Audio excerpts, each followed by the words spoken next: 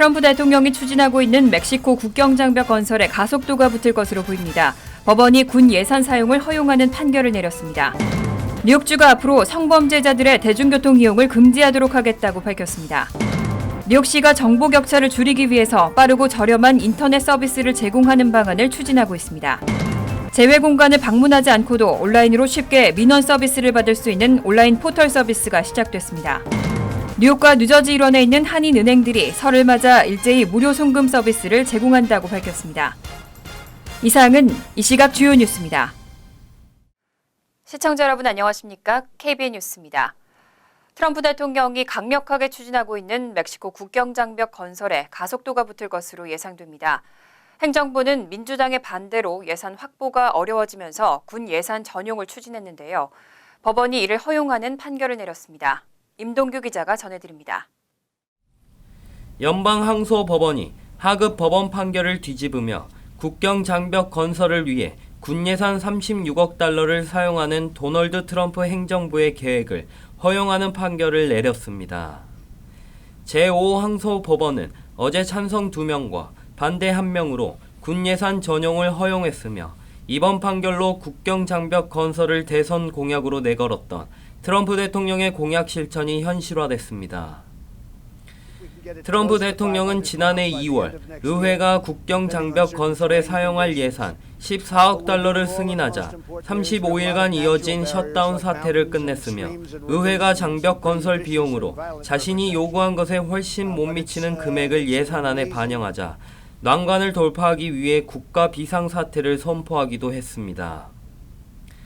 트럼프 대통령은 엄청난 양의 마약이 남부 국경을 통해 미국으로 유입되고 있다며 국경 장벽 건설 필요성을 수차례 강조해왔고 국경 장벽에 군 예산을 투입하는 데 대해 여러 주와 단체들은 트럼프 행정부가 의회의 승인을 얻기가 어려워지자 편법을 쓰고 있다며 반대했습니다. 이번 예산은 연방 대법원이 지난해 7월 합헌 결정을 내린 국경 장벽 건설에 사용한 국방부 예산 25억 달러와는 별개의 예산입니다. KBN 뉴스 임동규입니다. 뉴욕주가 앞으로 성범죄자들의 대중교통 이용을 금지하도록 하겠다고 밝혔습니다.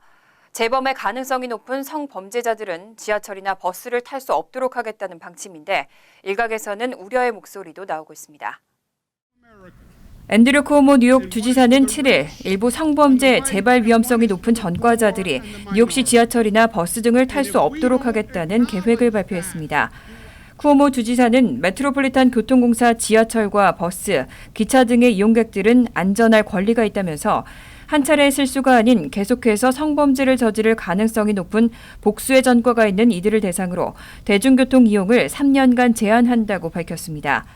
이 계획에는 지하철 등에서 성범죄를 저지른 것으로 보이는 용의자에게 재판이 끝나기 전에도 판사가 임시로 이들의 대중교통 이용을 금지할 수 있도록 하는 방안도 포함됐습니다. 만약 대중교통 이용 금지가 됐는데도 이를 어길 경우에는 교통수단 무단 침입죄를 적용해 처벌하게 됩니다. 하지만 이와 관련해 일부 법률단체는 성범죄 전과자라 할지라도 대중교통 이용을 막는 것이 헌법적으로 문제가 없는지 여부를 따져볼 필요가 있다고 의문을 제기했습니다. 또 현 경찰력으로 어떻게 수많은 성범죄 전과자들이 대중교통을 이용하는 것을 관리할 수 있을지에 실효성이 떨어진다는 분석도 나오고 있습니다. 현재 뉴욕시에서 빈곤계층의 절반 가까이는 초고속 인터넷 서비스를 이용하지 못하고 있습니다. 뉴욕시가 이런 정보 격차를 줄이기 위해서 빠르고 저렴한 인터넷 서비스를 제공하는 방안을 추진하고 있습니다. 7일 빌 드블라지오 뉴욕시장은 뉴욕 시민 누구나 편리하고 저렴하게 접근할 수 있는 인터넷 서비스를 구축하기 위한 뉴욕시 인터넷 마스터 플랜을 발표했습니다. 이 계획은 성능과 경제성, 형평성과 개인정보 보호, 선택 용이성 등 5가지 큰 원칙 하에 세부 사항을 수립할 것으로 전해졌습니다. 저소득층을 포함한 모든 사람들에게 정보를 접할 수 있는 평등한 기회를 제공하고 정보 격차를 해소하겠다는 취지입니다. 현재 뉴욕시 빈곤계층의 46%는 초고속 인터넷 서비스를 이용하지 못하고 있는 것으로 조사됐습니다. 또 150만 명 이상인 총가구의 18%는 가정용 인터넷이나 스마트폰을 이용한 인터넷에 접속하지 못하고 있는 것으로 집계됐습니다. 드블라지오 시장은 모든 뉴욕 시민들이 쉽고 저렴하게 인터넷을 이용할 수 있어야 한다며 이를 위해서 민관의 협력 또한 필수적이라고 강조했습니다.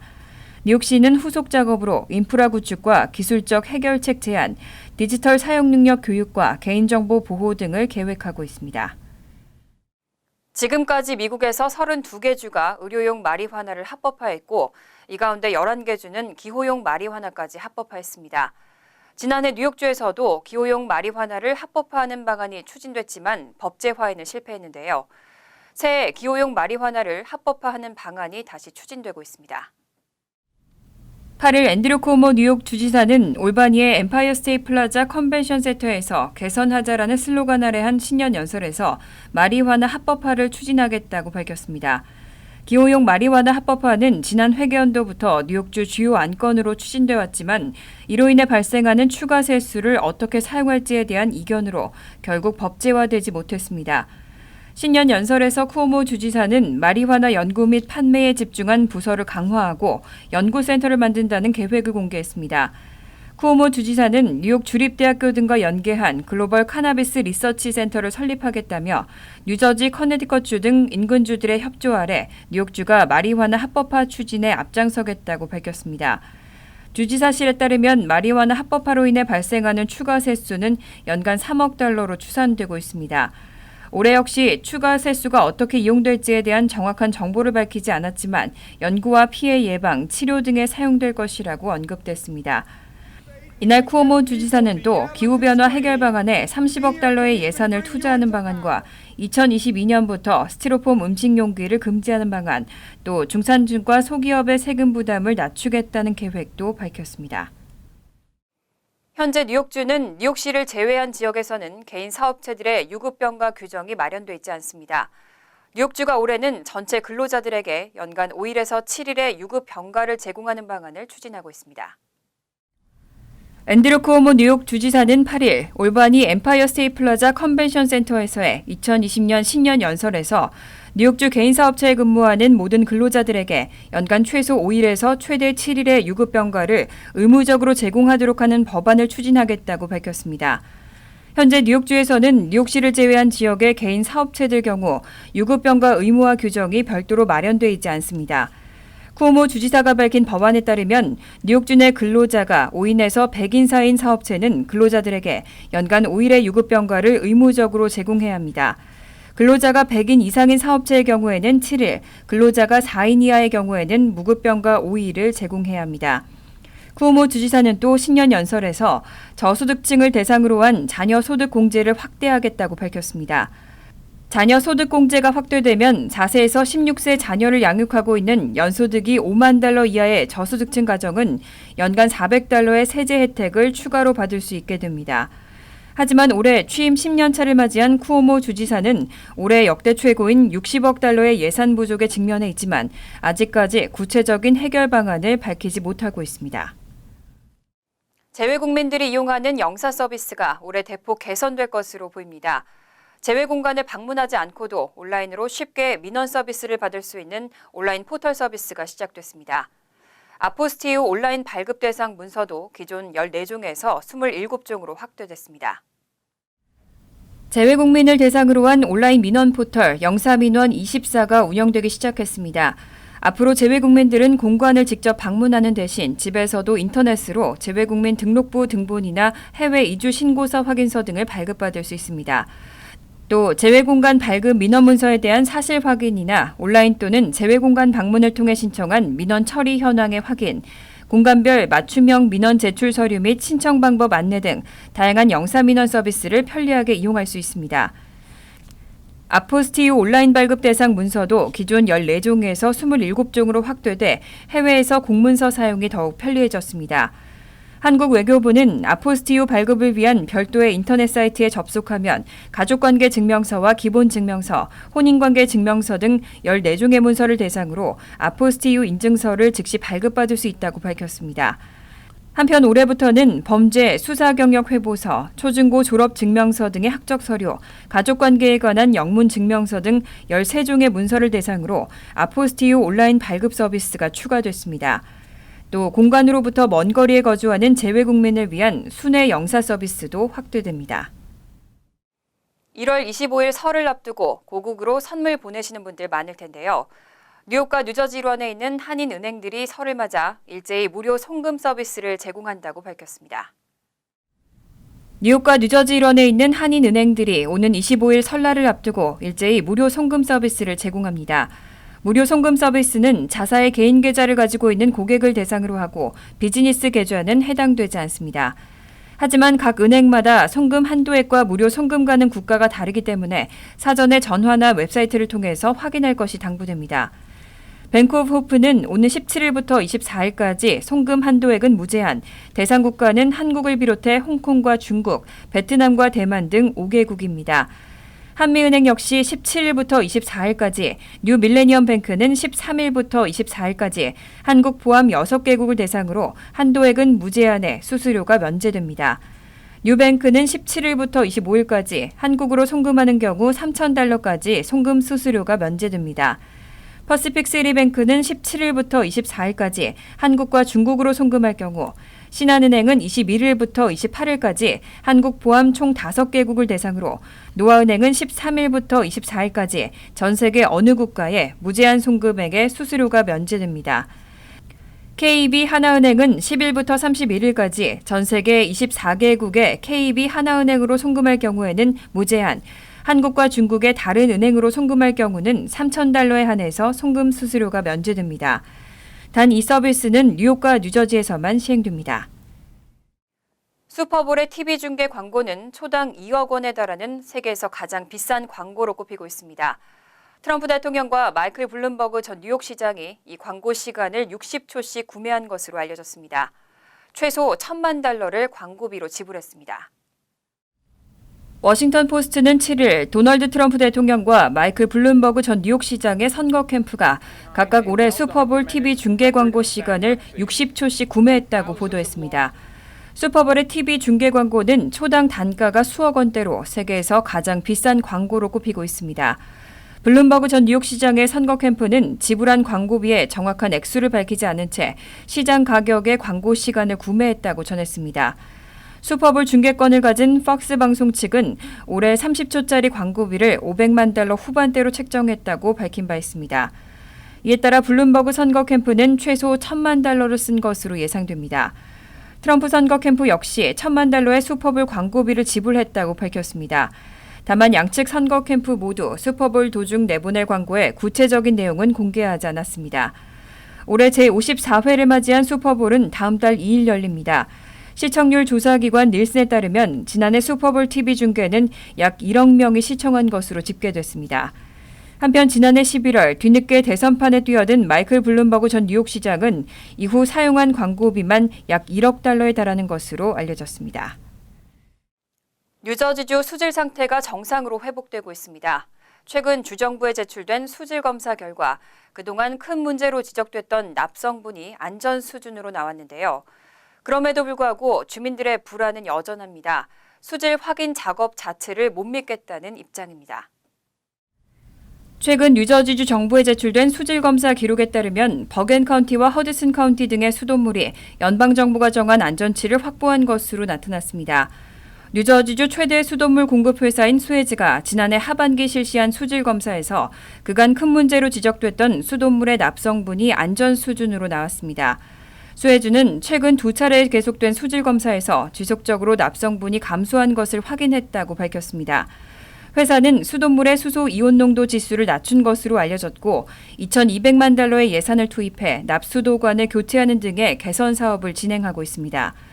수에즈 측은 수도관 교체가 계속해서 진행되면서 실질적으로 수질이 나아지고 있다는 결과를 보이고 있다며 더욱 안전한 수돗물 공급을 위해 노력할 것이라고 밝혔습니다. 수에즈는 실제로 올해 3월부터 2,000개의 납수도관을 교체할 준비를 하고 있습니다. 회사 측은 현재 납수도관이 25,000개 정도 남아있는 것으로 파악하고 있습니다. 하지만 시민단체들은 지난 하반기 실시된 수질검사에서는 고작 141곳의 샘플만이 사용되는 등 표본이 너무 적다며 수에즈나 주정부의 수질 확인 작업 자체에 신뢰를 보이지 않고 있는 것으로 나타났습니다.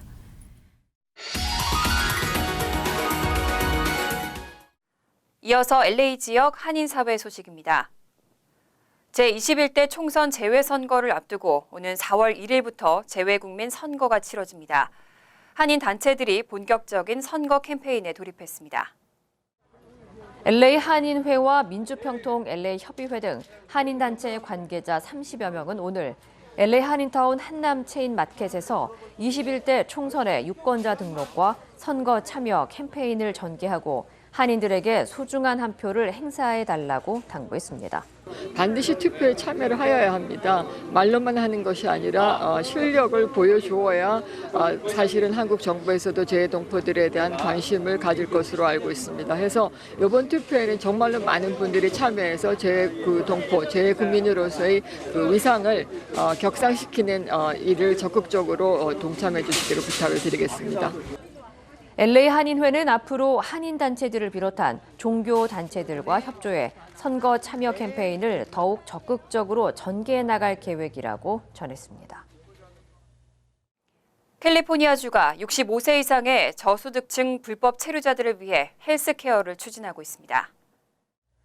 캘리포니아주 민주당 소속 의원들은 26세 미만 성인에게 적용되던 메디칼 혜택을 65세 이상 시니어층까지 확대하는 방안을 추진하고 있다고 밝혔습니다. 이 법안이 시행될 경우 연간 1억 2,100만 달러의 예산이 소요될 것으로 추산됩니다. 마리아 엘레나 두라조 의원은 게빈 뉴섬 주지사가 오는 10일 제출할 주정부 예산안에 관련 예산을 포함시킬 것으로 내다봤습니다. 한편 캘리포니아주 당국은 올해부터 어린이들에게 제공하던 메디칼 혜택을 26세 미만 성인까지 확대시켰습니다. 간추린 소식입니다. 올해 2020년은 앞 두 자리와 뒷 두 자리가 같은 해입니다. 외우기도 쉽고 쓰기도 쉽지만 계약서 작성이나 체크 사용 등 법적 서류를 작성할 때 연도를 두 자리로 줄여서 쓰면 위조 위험이 높습니다. 상법 변호사 등은 흔히 법적인 서류에 서명을 할 경우에도 연도 뒷자리만 표기하는 사람들이 많다며 올해는 이런 습관을 바꿔야 날짜 위조로 인한 피해를 예방할 수 있다고 조언했습니다. 뉴욕시 퀸즈 레고팍 출신의 한인이 나소 카운티 검찰 재판 담당 본부장으로 승진했습니다. 8일 나소 카운티 검찰 언론 담당은 한인 조셉 킴 씨가 최근 검찰청 시니어 부검사에서 재판 담당 본부장으로 승진했다고 전했습니다. 김 검사는 2004년 스태튼 아일랜드 소재 리치몬드 카운티에서 검사 생활을 시작해 뉴욕 아시안 아메리칸 변호사 협회의 검사위원과 나소 카운티 검찰청 내 아시안 자문위원회 공동회장을 맡고 있습니다. 한인 밀집 지역을 관할하는 퀸즈 베이사이드 112 경찰서에 존 포타라틴 신임 서장이 다음 주 부임합니다. 18년차 뉴욕시경 베테랑인 포타라틴 서장은 2002년 경관으로 근무를 시작해 2016년 경감으로 승진하고 104 경찰서, 109 경찰서, 110 경찰서 등에서 근무했습니다. 109 경찰서 재직 시에는 당시 서장인 주디스 해리슨 서장의 부경장 승진으로 인해 서장 대행으로 잠시 근무한 바 있습니다. 포타라틴 신임 서장 내정자는 관할 지역 안전을 위해 최선을 다할 것이라고 각오를 밝혔습니다. 8일 메트로폴리탄 교통공사는 최근 투입된 300대에 가까운 신형 전철 전동차분에서 결함이 발견돼 운행을 즉시 중단시켰다고 밝혔습니다.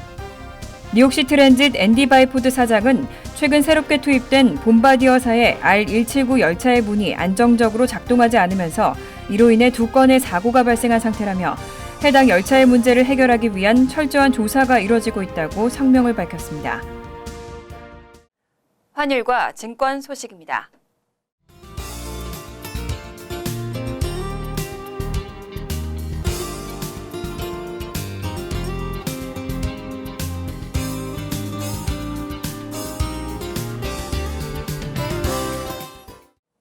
이어서 날씨입니다.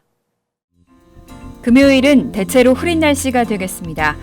낮 최고 기온은 50도, 섭씨 11도, 밤 최저 기온은 48도, 섭씨 9도로 예상됩니다. 토요일은 흐린 가운데 오후부터는 때때로 소나기 오는 곳이 있겠습니다.